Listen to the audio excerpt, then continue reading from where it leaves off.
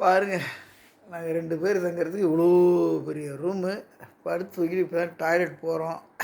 மணி 12:45 ஆகுது.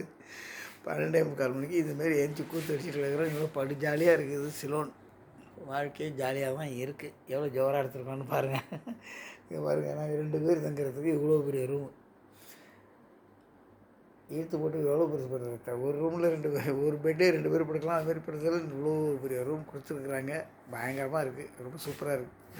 தேங்க்யூ. ஜாலியாக லைஃப்பை ஜாலியாக என்ஜாய் பண்ணிகிட்ருக்குறோம்.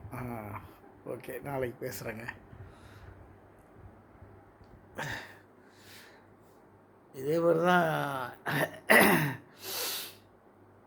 துபாயிலையும் போய் தங்கணும். ஏகபோக ஜாலி தான், வேடிக்கை தான்.